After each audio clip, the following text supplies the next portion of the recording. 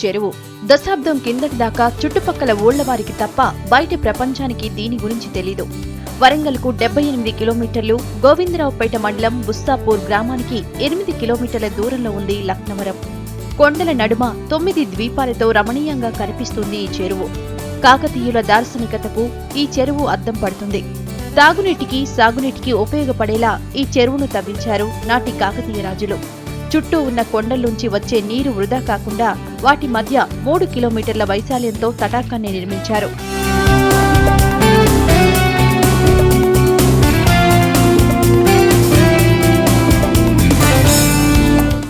చుట్టుపక్కల గ్రామాలకు తాగునీరు, వేల ఎకరాలకు సాగునీటిని అందిస్తోంది ఈ చెరువు.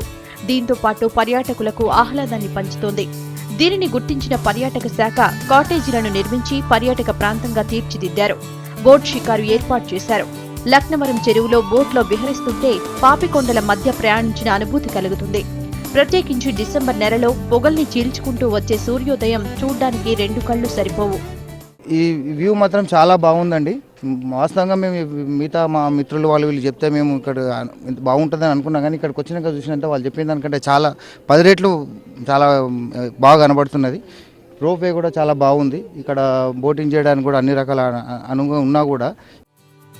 సస్పెన్షన్ బ్రిడ్జ్ లక్నవరం చెరువు ప్రత్యేక ఆకర్షణ. దేశంలోని అతిపెద్ద సస్పెన్షన్ బ్రిడ్జెస్ లో ఇది ఒకటి. 180 మీటర్ల పొడవుతో వి షేప్ లో ఉండే బ్రిడ్జి మధ్యలో ఉండే వ్యూ పాయింట్ నుంచి చూస్తే చెరువు అందాలు చెప్పనలవి కావు.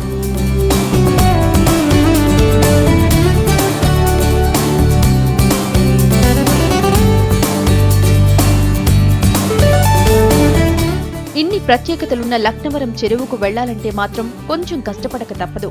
అధ్వాన్నమైన రోడ్డు, వస్తువుల లేమి, పార్కింగ్ సౌకర్యం లేకపోవడం, ప్రభుత్వ నిర్లక్ష్యం ఇవన్నీ కలిసి పర్యాటకులకు చికాకు తెప్పిస్తున్నాయి. నేను ప్రభుత్వాన్ని కోరుకునేది ఏంటంటే ఇప్పటికైనా ఇక్కడ ఉండేటువంటి కలెక్టర్ గారు ఇంకా శ్రద్ధ చూపి, చొరవ చూపి దీన్ని ఒక గొప్ప పర్యాటక కేంద్రంగా రామప్పను, లక్నవరాన్ని చేయాలనేది మా ఆకాంక్ష. మరి ఈరోజు తెలంగాణ ప్రాంతంలో అతి ప్రాచీనమైనటువంటి పురాతన చరిత్రలో ఉన్నటువంటి ఈ లక్నవరం చెరువుకు మరొక ప్రత్యేకమైనటువంటి చరిత్ర ఉన్నది. మరి దాన్ని పాలకులు విపక్షించే విధానంగా ఇక్కడ ఉన్నటువంటి అభివృద్ధి కార్యక్రమాలు చేయడంలో చాలా నిర్లక్ష్యం వహించి ఇక్కడ ఉన్నటువంటి సౌకర్యాలు మెరుగుపరచడంలో కూడా ప్రభుత్వం బాగా నిర్లక్ష్యం వహిస్తూ ఉన్నది. లక్నవరానికి వచ్చే పర్యాటకుల సంఖ్య రోజురోజుకు పెరుగుతోంది. గతేడాది 40 లక్షల మంది లక్నవరాన్ని సందర్శించారు.